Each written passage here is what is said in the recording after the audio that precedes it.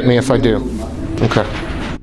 This is SevereMMA, and we're alongside, multi-regional champion now, Matt Inman. You just won the Made for the Cage, one of their welterweight titles. You're the FCC European welterweight champion. You're doing everything you said you were going to do over the last 5 months. How's it feel? Yeah, pretty good. I think we put some good performances in, and that's the main thing. The belts and the regional stuff comes with putting the performances I want to put in, and that's what we've been doing. So that's where we are. And you've been fortunate in the sense that although competing on what we call regional shows, you've been getting the kind of competition that you want. Is that fair to say? Yeah, I think so. I think the fights I've been getting are not that much different to the fights I would have been getting with Cage Warriors. Tommy Quinn, very good. Vincent Del Guerra, very experienced. So yeah. You're never one to call people out. You never one to talk trash about people. But you have maintained that this is 4-fight win streak now. You're on a roll, and as you got to be considered one of certainly within the top 10 of the UK's welterweights, if not already. And I'm sure you are. Mm-hmm. What's 2016 got in store for you? I don't know. I'm waiting for someone to tell me, to be honest. It's probably a bit of a matchmaker's nightmare at the minute. I think I want to take that step up, but the only way, looking at the rankings, the only way I can go upwards, unless it's guys I've already fought who are not going to be begging for rematches, is on one of the bigger shows. Yeah. So February. Still a few wounds. You're hoping for that phone call? Do you know anyone who could put in a good word for me? Well, we'll see what we can do. The thing with the UFC thing, the way I see it, being completely honest, I think Liu Long's next up.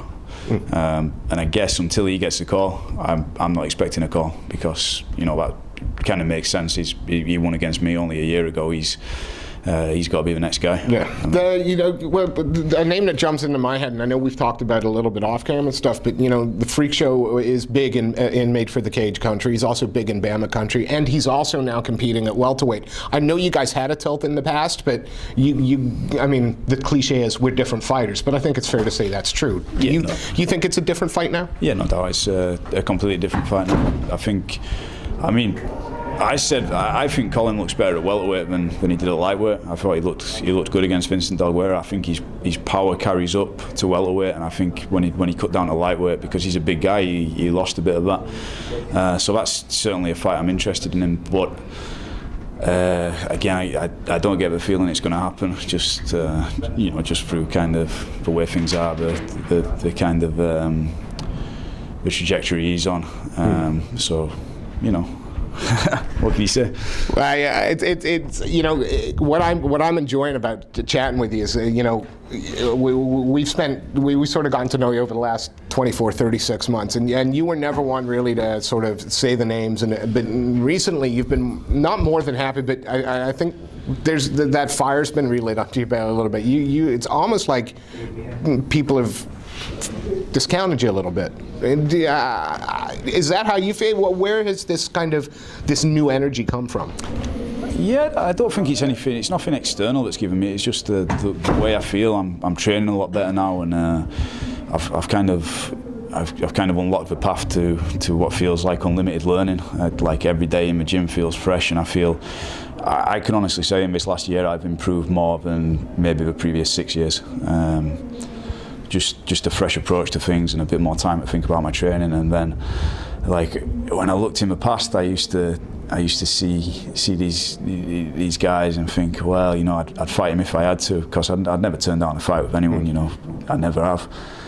But now, they're where I want to be, and that's who I want to fight. And I feel 100% confident against anyone, on the domestic or.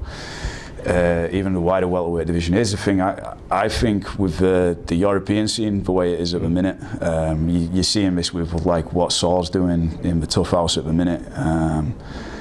It's a shark tank. Yeah. You look at the European rankings, particularly welterweight, lightweight, featherweight, and the guys who are in, and there's a reason that that European team's wiping everyone out on tough, because we're coming through Cage Warriors or coming through whatever show it is now. Everyone's having harder fights, and it's a shark tank, and everyone's fighting to get to the top of it. Yeah, again, you know, you're making Nostradamus in terms of in terms of your predicting if you've called your last. And again, that's something you didn't do, but you've called the last 3 victories. You've said, this is what's going to happen. Throughout 2016, is the ambition to get that call from from Shelby, from the UFC, from the match? Is that now? Is it something you kind of setting your sights towards? Is it a goal, or is it what's going to happen? Yeah, it's a goal, no doubt. I'm focused on controlling the controllables, and I feel like the only thing I can do with that, I'll leave it up to my team and my management to see if they can get me in, and I just have to make sure I'm improving and I'm performing, and that's 100% what I'm focused on. But yeah, the goal is to get to the big show, no doubt. One more question, and then I'll let you go, Matt. And seeing as he's sort of an SBG brethren, we got a fight next week. It's probably the biggest fight in featherweight history in every organization ever. Aldo, McGregor, what's your call? Conor. Yeah? First round? Destruction. Second? See, I'm saying first round. I'm saying 4 minutes and he TKOs him. Yeah, I can see him blowing him out in the first round, to be honest. 4 minutes. I've felt that power and that movement Conor brings, and it's I've felt a lot of guys who can bang and who can move around. Like when I was boxing, I've sparred with world championship level boxers, and I think everyone's kind of seeing it and going, well, Aldo's a great champion, and no doubt he is. Like he's been one of my favourite fighters for a long time. But I think he's gonna get a shock when he gets in there with Conor. Matt, always a pleasure. Have a very Merry Christmas. If we don't see you before then, we look forward to seeing you in a cage soon.